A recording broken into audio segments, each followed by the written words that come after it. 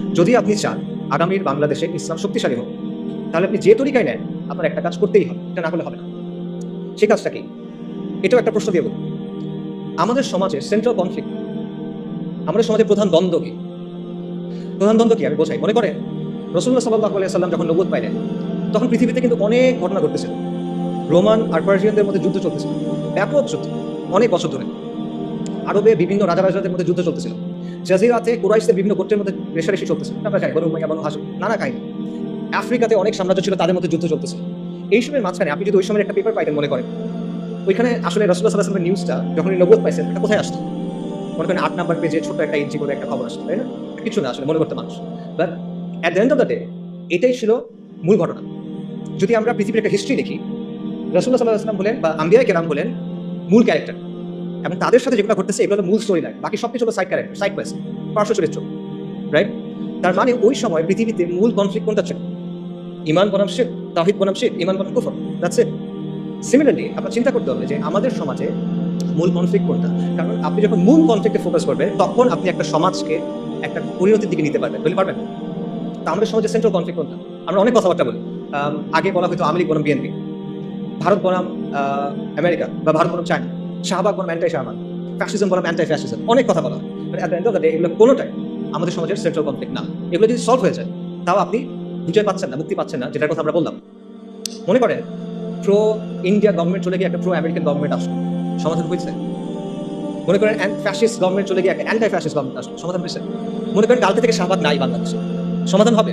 পাকিস্তানে তো শাহবাগ নাই, পাকিস্তানে তো শান্তি নিকেতন এই সেকুলাররা নাই, কিন্তু সেখানে তো লিবারেল সেকুলার সমাজটা নিয়ন্ত্রণ করে।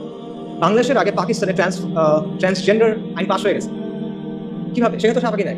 সো শাহবাগই ভ্যানিশ করে দেন, আপনার সমস্যার সমাধান হচ্ছে না। সমাধান হলো মূল কনফ্লিক্টের জায়গাটা, এবং মূল কনফ্লিক্টটা হলো ইসলাম বনাম সেকুলারিজমের দ্বন্দ্ব, আল্লাহর আইন বনাম গায়রুল্লাহর আইনের দ্বন্দ্ব, আল্লাহর শরিয়া বনাম মানুষের শরিয়ার দ্বন্দ্ব, ইসলাম বনাম মানুষের বানানো তন্ত্রমন্ত্রের দ্বন্দ্ব। এটাই হলো মূল কনফ্লিক্ট। আল্লাহ আযza ওয়া কোরআনে কি বলছেন? সব আম্বিয়া কিরামকে কোন দাওয়াত দিয়ে পাঠানো হয়েছে, নবী রাসূলকে কোন দাওয়াত দিয়ে পাঠানো হয়েছে? আল্লাহ বলছে ওয়ালাকাদ বা'আসনা ফি কুল্লি উম্মাতিন রাসূলান আন ইবুদুল্লাহা ওয়াজতানিবুত তাগুত। আমি প্রত্যেক উম্মার কাছে রাসূল প্রেরণ করছি এই মর্মে যে তোমরা আল্লাহর ইবাদত করো, তাগুতকে বর্জন করো। কুফর বিত তাগুত ওয়া ঈমান বিল্লাহ।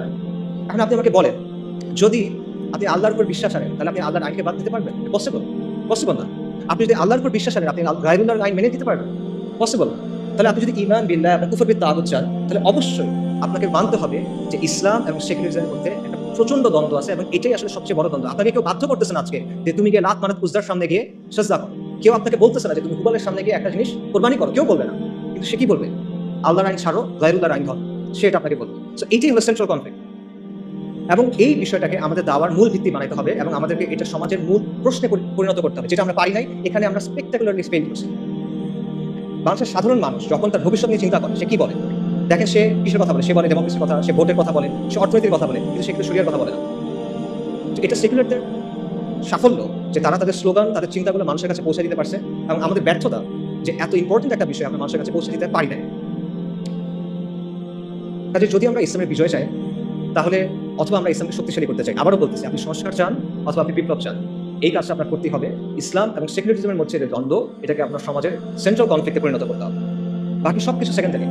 হ্যাঁ, অবশ্যই ব্যক্তি পর্যায়ে আপনি দাওয়া করবেন ঈমান, আমল, আকীদা, অফকোর্স এটা বাদ যাবে না। বাট যখন আপনি সামষ্টিক পর্যায়ে যাবেন, সমাজের কথা বলবেন, এটা আপনার দাওয়ার মূল কেন্দ্র হতে হবে। পাশাপাশি আরেকটা জিনিস আপনাকে করতে হবে, সেটা হলো মানুষের জীবনের সাথে যে জড়িত যে বিষয়গুলো আছে, যেগুলো নিয়ে মানুষ কনসার্ন, সেগুলো নিয়ে আপনার কথা বলতে হবে, এবং সেটা বলতে হবে ইসলামের জায়গা থেকে। এবং এটাও নবী রাসূলের দাওয়ার সুন্নাত। নবী রাসূলগণ তাওহীদের দাওয়াত দিয়েছেন, অবশ্যই সত্য। একই সাথে তারা কিন্তু সমাজের জুলুম এবং অনাচারের বিরুদ্ধে কথা বলছেন। ফিরআউন বনী ইসরাইলকে বন্দী করে রাখছিল, তাদের উপর জুলুম করতেছিল।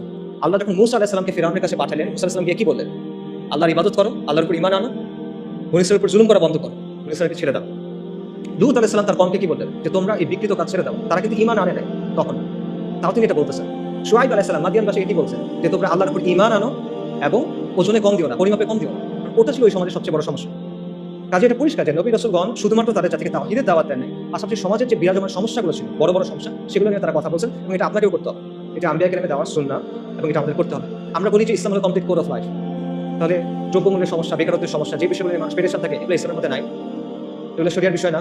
আপনি এগুলো নিয়ে কথা বলবেন না, কেন বলবেন না? তাহলে এটা Islamic complete code of life কিভাবে হলো? আপনার কথা তো আপনার কাজের সাথে মিলবে না তখন। এই কাজটা আমাদের করতে হবে, এবং এটা শুধু, আবারও আমি বলতেছি, এটা শুধু ঢালাও বক্তব্য দিয়ে হবে। আপনার প্র্যাকটিক্যাল সমাধান তার সামনে আনতে হবে, আপনার প্র্যাগম্যাটিক সমাধান তার সামনে আনতে হবে ইসলামের জায়গা থেকে। আপনি এটা বলতে হবে না যে ইসলাম সব সমস্যার সমাধান দেয়, আপনার বলতে হবে ইসলাম অমুক সমস্যার সমাধান এইভাবে দেয়, এটা হলো বেস্ট সমাধান, এটা আপনার বলতে হবে। এবং এইভাবে এমনভাবে আপনার মানুষের সামনে ইসলামের ব্যবস্থার একটা ভিশন তুলে ধরতে হবে, যাতে করে মানুষ যখন চিন্তা করে ভবিষ্যৎ নিয়ে, তখন সে মনে করবে যে হ্যাঁ সেটাই আছে। এটা আমরা করি না, এখানে আমাদের অবস্থান জিরোর কাছাকাছি, হয়তো 1%, 100 মধ্যে আমার মনে হয় 1%। সামারি করি, আপনার উদ্দেশ্য সংস্কার হোক অথবা বিপ্লব, যদি আপনি আগামীর বাংলাদেশে ইসলামকে শক্তিশালী করতে চান, আপনার দুটা কাজ করতেই হবে। প্রথম কাজটা হলো ইসলাম ও সেকুলারিজমের যে দ্বন্দ্ব, এটা সমাজের মূল দ্বন্দ্বে পরিণত করতে হবে, এটাকে দ্বন্দ্ব হিসেবে চিহ্নিত করতে হবে, এটাকে দাওয়ার মূল কেন্দ্রবিন্দু বানাতে হবে এবং এটাকে সমাজের মূল প্রশ্নে পরিণত করতে হবে। কার্যকরীভাবে মানুষের কাছে সেটা পৌঁছায় দিতে হবে, এবং শুধু সমালোচনার মাধ্যমে না, গঠনমূলক আলোচনার মাধ্যমে। শুধু সমস্যা নিয়ে কথা বললে হবে না, সমাধানের কথা বলতে হবে এবং শরিয়াকে একটা ভায়াবল অপশন হিসেবে আপনি প্রেজেন্ট করতে হবে। দ্বিতীয়ত, সমাজের মধ্যে যে জুলুম আছে, যে অনাচার আছে, যে বিষয়গুলো নিয়ে মানুষ কনসার্ন, সেগুলো নিয়ে আপনার ইসলামের বেসিসে তার পাশে গিয়ে দাঁড়াতে হবে, তার সাথে কথা বলতে হবে, এবং এই দুইয়ের সংমিশ্রণে আপনি সামাজিক শক্তি অর্জন করতে পারেন। এবং এই জন্য আমাদের আসলে অনেক নতুন নতুন উদ্যোগ নিতে হবে, এবং আমাদের we have to think outside the box. আমাদের দেশে আলহামদুলিল্লাহ অনেক দিনই কাজ হয় এবং এগুলো খুবই প্রয়োজনীয়, এগুলো চলুন, কিন্তু আপনার এখানে একটা শূন্যস্থান আছে, এটা বুঝতে হবে। এই শূন্যস্থান পূরণ করার চেষ্টা করতে হবে, এবং এই জন্য অনেক ইনিশিয়েটিভ দরকার, এই জন্য প্রচন্ড ডেডিকেটেড ভাবে কাজ করার মানুষ দরকার, পাগল হয়ে কাজ করবে এমন মানুষ দরকার। You have to be relentless, you have to be tireless, you have to be proactive. আর কোনো অপশন নাই। এবং এটার অংশ হিসেবে কিছু কিছু উদ্যোগ নেওয়া হচ্ছে। একটা উদ্যোগের কথা আপনারা হয়তো জানেন, একটা লিফলেট আপনারা পাইছেন, ইসলামিক সোশ্যাল অ্যাক্টিভিস্ট নেটওয়ার্ক। ইনশাআল্লাহ এটার ব্যাপারে আপনারা এরপরে আরও জানবেন, এবং আমরা আশা করবো যে আপনারা এটার সাথে থাকবেন, শামিল থাকবেন, এটা সাপোর্ট করবেন। এর পাশাপাশিও আসলে আরও অনেক ধরনের উদ্যোগ দরকার, এবং এখানে অনেক যোগ্য মানুষ আছেন, জ্ঞানীগুণী মানুষ আছেন। আমি বলবো আপনারা সবাই এই বিষয়গুলো চিন্তা করেন, আপনার কাজ করতে হবে। কাজ করার সময় এখন, এরপরে এটা আপনি পাবেন। If not now then when. এখন যদি কাজ না করেন কখন করবেন? যদি আপনি না করেন তাহলে কে করবে?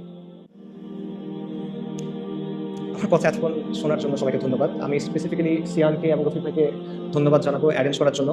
আর জুলাই আন্দোলনের সময় এবং এই বন্যার সময় আমাদের যারা মারা গেছেন, আমরা তাদের সবার রুহের মাগফিরাত কামনা করি। ওয়া আখিরু দাওয়ানা আলহামদুলিল্লাহি রাব্বিল আলামিন। আসসালামু আলাইকুম ওয়া রাহমাতুল্লাহি।